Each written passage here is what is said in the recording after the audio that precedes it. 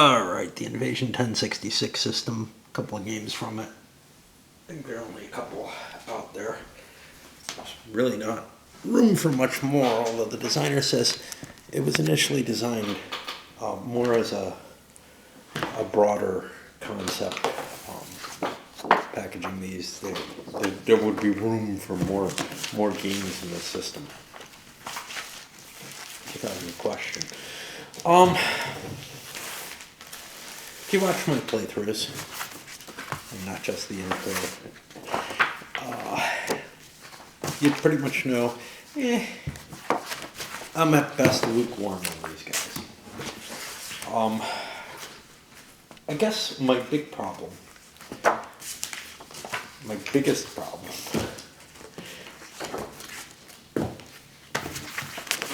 is that these older style games, and this really is, I know it's very modern, but it's very much in the flavor of the SPI quads, for example. The Avalon Hill Classics, although I gotta tell you, I think I like Alexander the Great better, in terms of more detail, etc. Where you're using zones of control, you're using the geometry of the hex grid to express sort of your chance of winning in a way that's not just sort of, yep, we should be charging here or something like that, which feels appropriate to this kind of battle game to me. I have that same problem with the concept of Ancient Battles Deluxe, which I have more respect for. I think I actually like this a little better. The reason I like it a little better is not that it gives a particularly accurate, in my view, historical representation of what warfare was like then. I gotta tell you, there's something really, really troubling with this, which is because of the hex grid, because of the way the routing works, you have this weird situation where at the beginning of the battle, a solid line of troops is very, very powerful and a good defensive position. As you get further into the battle and your route numbers increase, you want your lines to be thinner. You want them to be every other hex. They can't really be passed through if you do that right. You're not going to get flank attacks on someone if the units are positioned every other hex. So the only way you can really kind of justify this formation is that the troops are spread out and they're a thinner force, at least as far as I can tell. I don't see any reason why that would improve the morale of the army as a whole. I could see where little units off on their own, some of them might collapse due to being in that position, whereas others might, get some kind of morale bonus due to their do or die type situation that they're obviously in. Not many. And I find that just kind of ridiculous. The Hastings battle in particular, but I gotta say the system as a whole, getting to that point where you sort of understand how to use the system's rules and how to position your pieces so that they work best, kind of in contravention to any sort of intuitive, thoughts about medieval or Dark Age warfare, it leads me kind of to these are sort of little puzzles, and up to a point, which is to say, once you kind of figure out the tricks of how to use things, I think they stop being puzzles. But they start out as such, in the sense that you can't just sit down and play it, sort of as a shits and giggles, beer and pretzel type thing, without getting your ass handed to you, or without making some severe mistakes.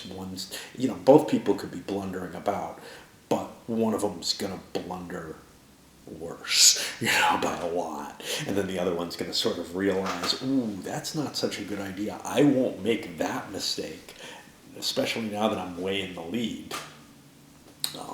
So for a single play of either of these, and if you're kind of slow like me, playing one and then the other, still didn't teach me an appropriate lesson. Um,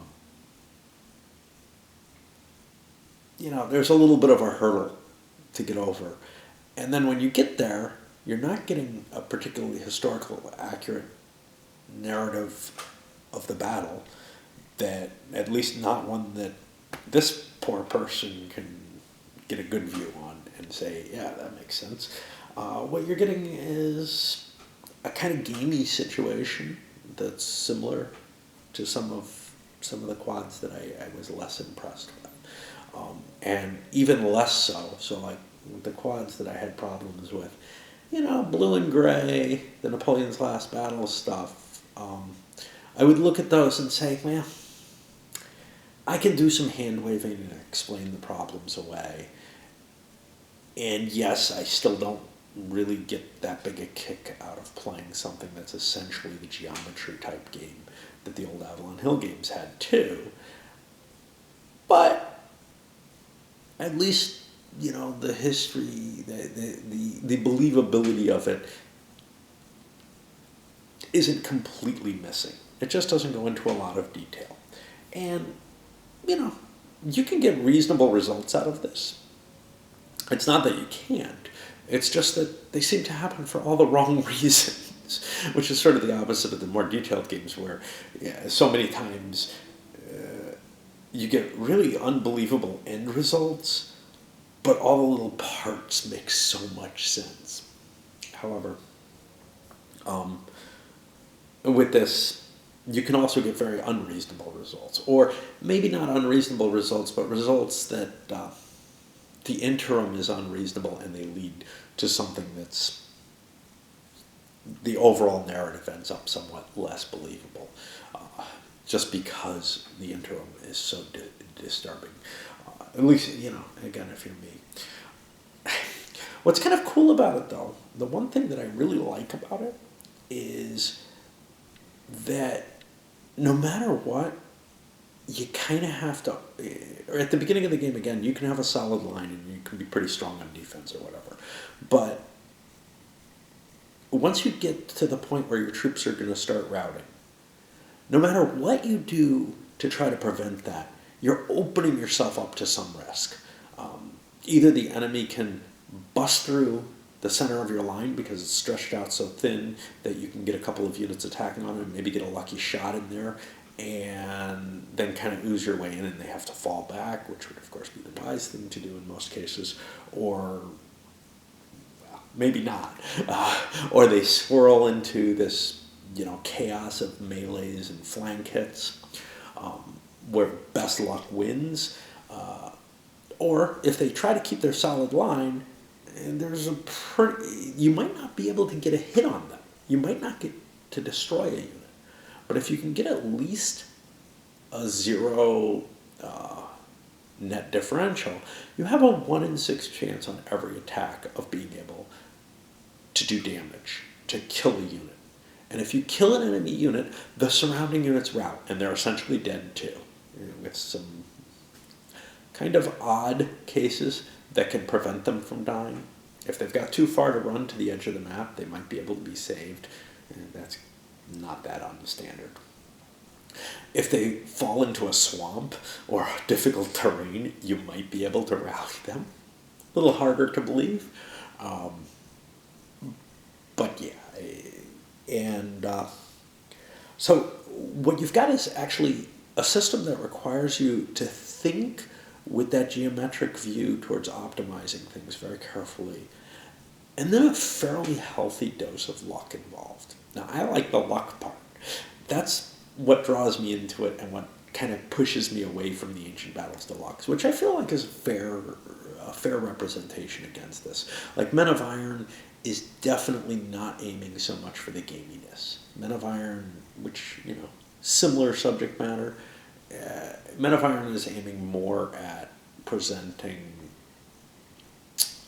the command and control situation, and your troops just kind of smack into each other. You don't have a lot of deep thinking about, if if I place my piece right here, that blocks this, and that does, you know, you could really go all out on this in the way that people do, you know, with Africa Core or some of the Avalon Hill games. And I'm sure they do as well with some of the quads. That part doesn't excite me. But there's enough pieces on here that, and enough randomness that I have kind of this feeling of, you know, I kind of can see something happening. The problem is that thinkiness about the geometry just really grates on me. And I'm not getting anything out of it outside of gameplay. And, you know, to me, I would prefer to look at, again, I like the Men of Iron stuff better. I respect the Ancient Battles Deluxe better. I probably like Richard Berg's Hastings 1066, which I've also done a video on, more than either of those in some ways. Maybe because its command and control system is kind of more like a musket and pike command and control system, but a little bit more random. It's like, yeah, you can't really make a, you can guide your troops towards what they'll do. You don't, like in musket and pike, you kind of tell your troops, okay, I want you to do this, and you either succeed or you fail, and failing is a bad thing. Succeeding might not be as good as you hoped, but, and it's hard to get people out of, they have momentum and everything. Well, in the 1066, which is sort of a precursor to that whole design of, okay, I want to do something different, but I got a roll to do it. In that game, you just kind of say, I kind of want you to attack. And they could still end up in a shield wall.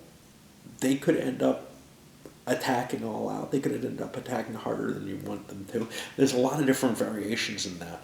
But there's no momentum concept. Basically, you give an order, and that order is then twisted through a randomizer lens, you know, and you don't know for sure what's going to happen. It might not be what you want, but it's not like, you know, it's not like musket and pike where you'll probably get what you want if you have good leadership.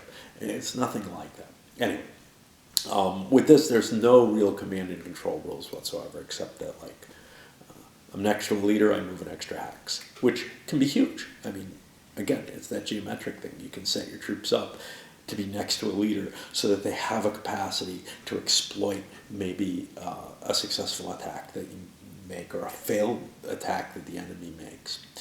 There's certainly a lot of kind of tempting the enemy to come in and attack you, maybe leave a flank wiggling about so that something looks good to him, but that might open up one of his, you know, expose his troops to a worse situation. All kind of stuff like that that just, it doesn't do much for me. But I can see where it sort of suits, it's sort of the thing that drew people in to, or drew a number of people into wargaming early on, was that, it's almost chess-like in terms of what I do, but it's not really, because it's not like, I can't guarantee, I can't predict exactly what's going to happen. It doesn't have that determination. It still has some randomness in it, and sometimes quite a bit in some of the games. This one has more randomness than most of those do, though. For example, in the Hastings game, if you manage to kill one of the two main leaders, you win the game. Well, that kill one of the two leaders happens basically if you're able to slip a unit in there and attack him. You get a 1 in 6 chance to win the game right off the bat on any such roll. Pretty good warning that you don't want to commit your leaders to the front line. You want to keep them hiding in the back. I don't know how bad that is here, although you kind of want to keep your non-royal leaders hiding in the back too, because they're worth a lot. On the other hand, they still give you that +1 combat bonus, so you know they might be the little edge that you need to push yourself over in one of those calculations that you're making. That you say, you know what, 2 out of 6 isn't enough to destroy a unit. I want to get it up to 3 out of 6, or whatever you end up coming up with for that. Anyway, for me, this didn't really work terribly well, but I can see where some people would have a great deal of enjoyment in playing it. I don't think that's going to be a huge sector of the wargaming population, because I think I think that generally people who like a lot of randomness aren't that thrilled with that thinky geometry. And people who like a lot of that geometric thinking don't want to have it spoiled by a run of bad luck. So that's pretty much where I sit with this. As a whole, it's not something I would have picked up in the first place if I hadn't been able to buy it used at a pretty good price with no shipping or anything. I knew what I was getting into, and I try to stay away from, I'm not sure why, but I try to stay away from magazines, sort of size games, and this is definitely on a smaller size for a magazine game. And let's talk about component tool. Why not? So the rulebook is pretty good, unless I screwed things up completely, in which case it's horrible. It seemed to make perfect sense to me. The only question is, after you play it, you're kind of like, geez, is that really what they mean?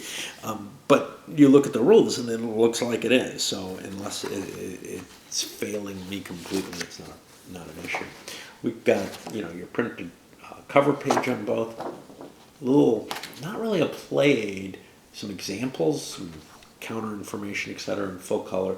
I guess this is pretty useful, or might be fairly useful to people who haven't played many war games. So as an intro, it's not bad to include that, but I didn't find much need for that. You have your main player chart with the all the combat charts on it. I don't think it's a big deal that there's only one of them. You could photocopy it if you need to, but you can just pass it back and forth. It's not that big a thing. A fair amount of history and a decent amount of designer notes in the game as well.